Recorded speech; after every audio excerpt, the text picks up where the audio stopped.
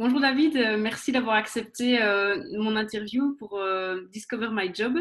Tu es donc préparateur physique. Est-ce que tu peux m'expliquer en quelques mots quelle a été la formation que tu as suivie pour arriver à ce métier aujourd'hui? Donc, tout d'abord, moi, j'ai commencé à l'université en sciences de la motricité. Et puis, je suis passé à l'ELMO, donc en bachelier. Donc là, j'ai fait 3 ans.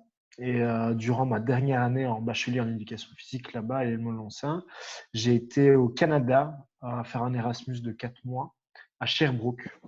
D'accord. Et puis, j'ai fini mon année là-bas et je suis rentré ici.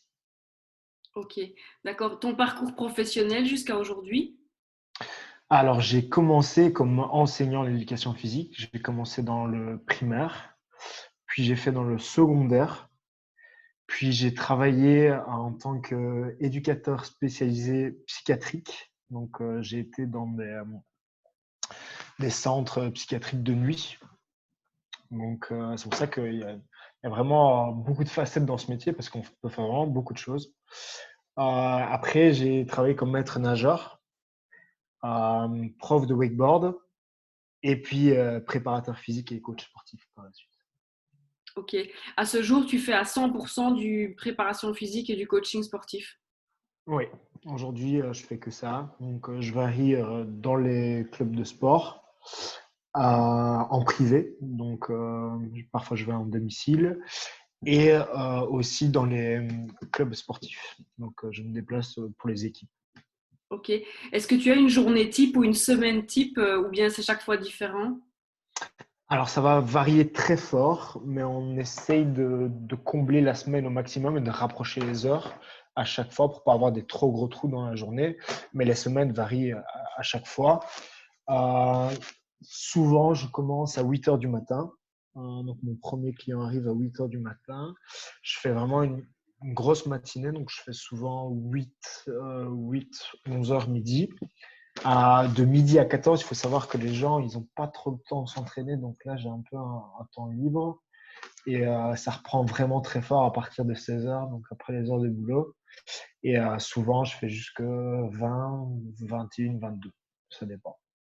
Ok, important évidemment à préciser à ceux qui nous regardent que c'est pas vraiment un horaire classique que tu effectues. Non, pas du Est-ce tout. qu'il y a des prédispositions particulières pour faire ce métier? Bah, tout d'abord, aimer le sport et vraiment avoir un super bon contact avec les gens. Donc, moi, je connais plein de gens qui ont essayé d'être coach sportif, mais qui n'avaient pas du tout le tact avec les gens. Et c'est ça qui marche ou qui marche pas, en fait. C'est vraiment avoir un super bon contact. Et il faut savoir que être coach sportif, c'est être psychologue aussi à la fois. Un petit peu, il faut savoir parler aux gens. Il faut savoir les conseiller un petit peu aussi sur la nourriture. Donc, il faut avoir des petites bases de diététique aussi. Après, on ne s'invente pas, mais il faut connaître quand même pas mal de choses pour être coach sportif. Ok, d'accord. Est-ce que tu as quelque chose que tu affectionnes tout particulièrement dans ton métier? Moi, je dirais la relation par rapport aux gens. Donc, moi, je travaille vraiment que avec des personnes avec qui je m'entends super bien. Si ça passe pas du tout avec la personne, bah, moi, ça n'ira pas. Je pourrais pas être épanoui dans mon travail. Donc, vraiment, le contact avec les gens, moi, je trouve que c'est le plus important. Ok. Tu me vois venir avec mes gros sabots, quelque chose que tu aimes un petit peu moins dans ton job? Alors, moi, je dirais euh, les personnes qui trouvent des excuses pour pas venir. Ouais, j'en ai quelques-uns. Ça. D'accord. Ok. Et enfin, pour terminer, est-ce que tu as une phrase, un mantra, quelque chose que tu te répètes souvent, que tu appliques, que tu dis à tes clients, et que tu voudrais nous partager? Alors, je dirais pas que c'est une phrase, mais à chaque fin de séance, moi j'ai juste un petit truc. C'est on fait un petit check en fin de séance pour dire voilà, c'est fini. Il tape dans la main et quand il a tapé dans la main, c'est que c'est fini. Et il y en a plein à la fin de séance qui tordent la main pour dire non, genre on arrête, c'est fini. Mais c'est vraiment la petite signature. Ok. C'est ça. Juste D'accord. taper dans la main.